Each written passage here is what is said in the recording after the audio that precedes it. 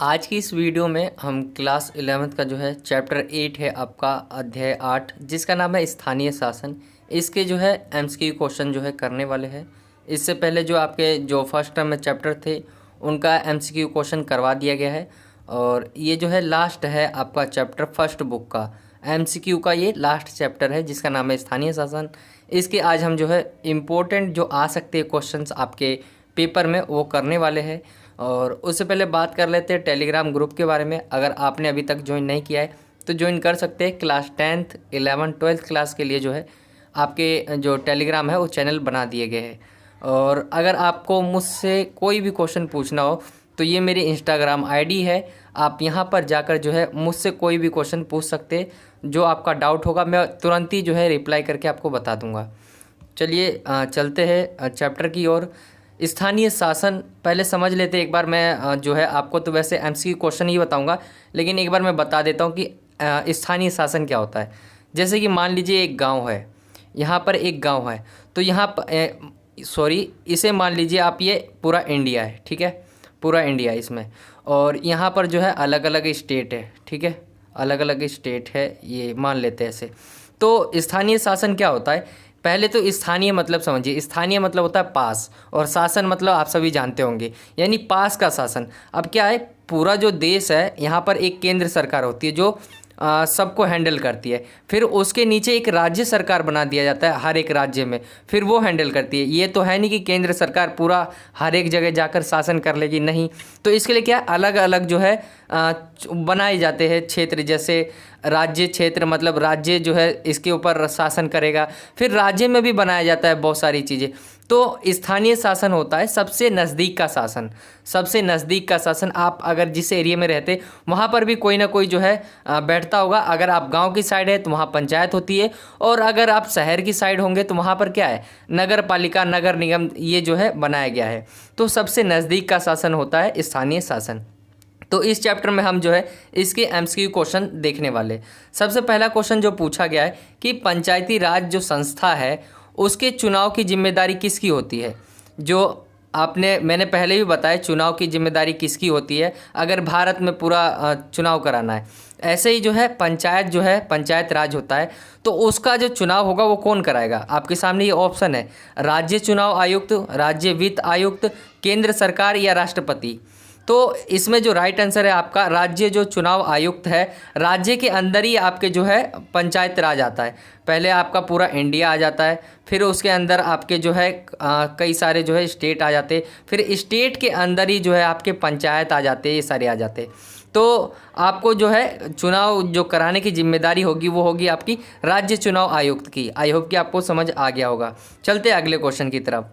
स्थानीय शासन की सूची का विषय है। स्थानीय शासन संविधान की जो है किस सूची का विषय आपसे पूछा गया है।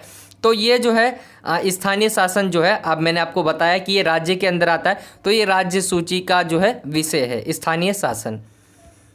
अगला क्वेश्चन है तीसरा, यदि किसी राज्य की जनसंख्या जो है, यहाँ पर जो है मेरे को ऐसे लिखना नहीं चाहिए था, वैसे 20 लाख है, ठीक है, तो 20 लाख से कम है तो राज्य पंचायती राज व्यवस्था होगी। मतलब आपसे पूछा गया है जो एक पंचायत होती है, यहाँ पे एक पंचायत बना दिया हमने, इसके 3 पार्ट होते हैं। अलग अलग पंचायत के भी कई सारे पार्ट होते हैं, फिर वो अलग अलग जो है अपना शासन करती है। तो इसके 3 पार्ट होते, त्रिस्तरीय होते। लेकिन यहाँ पूछा गया यदि किसी राज्य की जनसंख्या 20 लाख से कम है, 20 लाख से क्या है माइनस में है, तो उसकी पंचायती राज व्यवस्था कौन सी होगी। तो इसमें जो राइट आंसर होगा आपका द्विस्तरीय जो है उसकी जो व्यवस्था होगी वो द्विस्तरीय होगी, राज्य पंचायती व्यवस्था।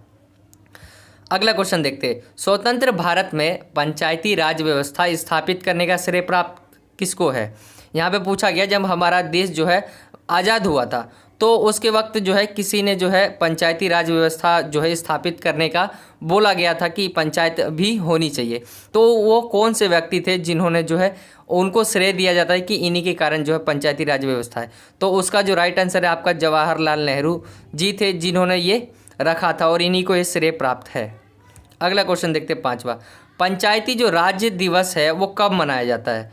एक पंचायती राज दिवस भी है, उसे कब मनाया जाता है, ये आपके क्वेश्चन आ सकते हैं पेपर में, इम्पोर्टेंट है ये बहुत ज़्यादा। तो इसका जो राइट आंसर है वो आपका 24 अप्रैल जो है इसका राइट आंसर है, डी आपका जो इसका राइट आंसर हो जाएगा।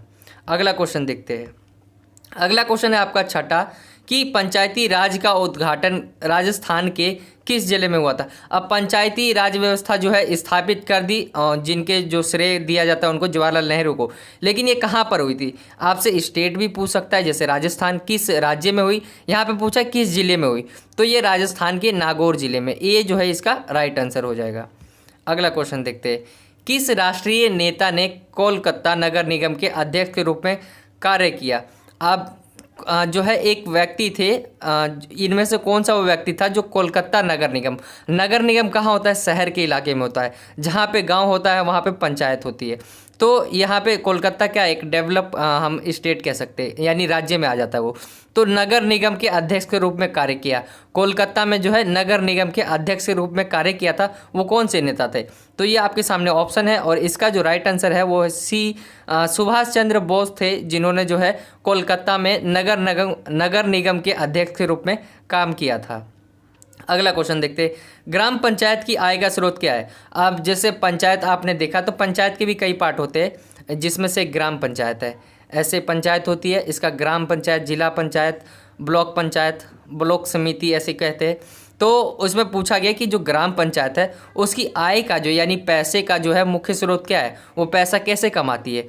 तो कोई भी हो, वो जो पैसा कमाती है वो ज़्यादातर जो है एक मेला एक बाज़ार से कर इकट्ठा करके ही कमाती है। तो राइट आंसर हो जाएगा आपका डी, मेला एवं बाजार कर।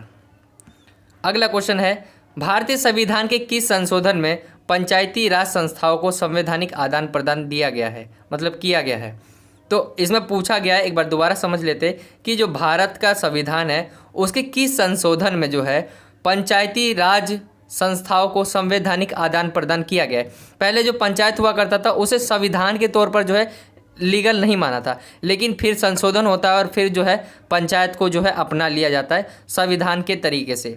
तो हमें जो है संवैधानिक आदान प्रदान किस संशोधन में किया गया है, तो आपका जो इसका राइट आंसर हो जाएगा वो 73वां जो संविधान संशोधन था, इसमें जो है पंचायती राज व्यवस्था की बातचीत की गई थी। अगला क्वेश्चन देखते हैं। संविधान में स्थानीय संस्थाओं के गठन का विषय किसे सौंप दिया गया। अब संविधान में क्या है कि स्थानीय शासन कहीं भी बनाना है, कुछ भी करना है, जैसे एक स्टेट है, अब ये स्टेट है, इसमें जो है बना नहीं है स्थानीय शासन, लेकिन इसका गठन अब करेगी कोई ना कोई, क्योंकि यहाँ पे बहुत जनसंख्या और कोई ना कोई जो है इसको हैंडल करेगी। तो कौन करती है, तो इसका जो राइट आंसर है आपका ये राज्य के अंदर ही आता है, ये राज्य के अंदर ही आता है, मैंने आपको कई बार कहा है पंचायत। तो वो भी गांव जैसे वो गांव है तो वहाँ पंचायत होगी, और शहर है तो वहाँ नगर निगम हो जाएगा, ठीक है, नगर पालिका। तो यहाँ पे पूछा गया है कि इसका गठन कौन करता है, तो प्रखंडों को जो है इसे सौंपा गया है कि आप जो है जो स्थानीय संस्थाएं है उसको बनाइए। अब प्रखंड क्या होता है, ब्लॉक होता है, हर एक क्षेत्र में ब्लॉक होता है, तो ब्लॉक प्रखंड इंग्लिश में हो गया, इसे ब्लॉक कह सकते हो आप। अगला क्वेश्चन देखते हैं। कौन सा राज्य 3 स्तरीय ढांचा है जिसमें सबसे निम्न स्तर पर पंचायतें हैं। कौन सा राज्य 3 स्तरीय ढांचा है जिसमें सबसे निम्न स्तर पर पंचायतें हैं। तो जो इसका राइट आंसर है आपका वो है पंचायती राज, ये जो है इसका राइट आंसर है पंचायती राज। मैंने बताया था आपको, इसको 3 स्तरीय ढांचे में बांटा गया है। अगला क्वेश्चन देखते हैं। भारत में जो नगरीय प्रशासन का अस्तित्व है वो कब से है। हम अभी तक तो गांव की बात कर रहे थे, लेकिन यहाँ पे नगर की बात की गई है, यानी शहर की बात की गई है। तो नगर प्रशासन का अस्तित्व कब से है, तो इसका जो राइट आंसर है आपका वो है 1883 से जो है नगर का जो है प्रशासन है। तो आई होप कि आपको समझ आ गया होगा, ये नगर के बारे में था। आगे है ग्राम पंचायतें जो है, ग्राम पंचायत में निम्न में से कौन सा शुल्क लगा सकती है। जो ग्राम पंचायतें होती है वो इन सब में से कौन सा शुल्क लगाती है, तो बाजार शुल्क लगाती है, प्रवेश शुल्क, वाहन शुल्क, या इनमें सभी। तो ये सभी शुल्क लगाती है। इसमें आपका जो राइट आंसर हो जाएगा डी, वो बाजार शुल्क भी लेती है, प्रवेश शुल्क भी लेती है, वाहन शुल्क भी लेती है। अगला क्वेश्चन देखते हैं 14वां। पंचायतों के चुनाव कितने वर्ष में होते हैं। अब पंचायत है तो उसके चुनाव भी कराना जरूरी है, और वो कितने वर्ष में होते। तो इसका जो राइट आंसर है वो है 5 वर्ष में जो है पंचायत के चुनाव होते हैं। अगला क्वेश्चन है 15वां, निम्न में से किस राज्य में पंचायती राज व्यवस्था नहीं है। अब ऐसा स्टेट आपसे पूछा गया है जिसमें क्या है, पंचायती राज व्यवस्था ही नहीं है। तो इसका जो राइट आंसर हो जाएगा वो है आपका डी, इनमें से सभी, मतलब ये सभी ऐसे राज्य जहाँ पर क्या है, पंचायती राज व्यवस्था है ही नहीं। अगला क्वेश्चन है, संविधान के किस संशोधन का ग्राम पंचायतों से संबंध है। ग्राम पंचायतों से संबंध आपसे पूछा गया है, ये कौन सा था, तो आपको कौन सा संशोधन बताना है इसमें से। इसका जो राइट आंसर हो जाएगा वो हो जाएगा सी, 1993 का 73वां संशोधन जो है, मैंने आपको पहले ही बताया, ये गांव से संबंधित था। शहर से संबंधित बोलेगा तो वो 74वां संशोधन था जो शहर से संबंधित था। अगला क्वेश्चन है, निम्न में से किसके अंतर्गत भारत में पंचायती राज प्रणाली की व्यवस्था की गई। आपके सामने ये क्वेश्चन पूछा गया है कि किसके अंतर्गत जो है जो राज्य में जो पंचायती राज प्रणाली की जो व्यवस्था की गई वो किसके अंतर्गत की गई, मौलिक अधिकार के, या राज्य के नीति निर्देशक सिद्धांत, चुनाव आयोग अधिनियम, या मौलिक कर्तव्य। तो इसका जो राइट आंसर हो जाएगा आपका राज्य के नीति निर्देशक सिद्धांत के जो है रूप में जो है अंतर्गत जो है राज्य जो प्रणाली है पंचायत की वो स्थापित की गई। अगला क्वेश्चन है आपका 18वां, भारत में कितनी स्तरीय पंचायती राज की स्थापना की गई है। तो भारत में क्या है, त्रिस्तरीय, मैंने आपको पहले ही बताया, त्रिस्तरीय जो है 3 प्रकार के जो है जो पंचायती राज व्यवस्था है वो स्थापना की गई है। अगला क्वेश्चन है आपका कि क्वेश्चन 19वां आपसे कि ग्राम सभा के कार्यकारिणी को क्या कहा जाता है। जो ग्राम सभा है उसके कार्यकारिणी को क्या कहा जाता है, जो ग्राम सभा में काम करते हैं उनको क्या कहा जाता है। तो इसका जो राइट आंसर हो जाएगा आपका ग्राम पंचायत। ग्राम सभा और ग्राम पंचायत एक ही मार देना आप, ठीक, बी आपका राइट आंसर है।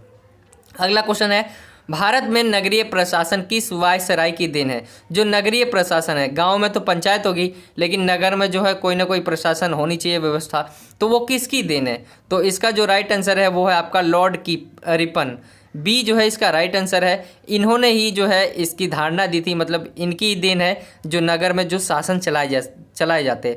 जैसे आप शहर में रहते हो तो नगर निगम आप देखते होंगे कूड़ा फेंकने वाली गाड़ी आती है, तो इनके काम बटे रहते हैं। जैसे नगर निगम, नगर पालिका, इनके काम अलग अलग बटे रहते हैं, इनको क्या करना है। ऐसे ही गाँव में होता है कि गाँव में पंचायत भी होती है, उसके 3 स्तर होते हैं, ग्राम पंचायत, जिला पंचायत, ये सारी चीज़ें होती है, तो उनके भी काम बटे होते हैं।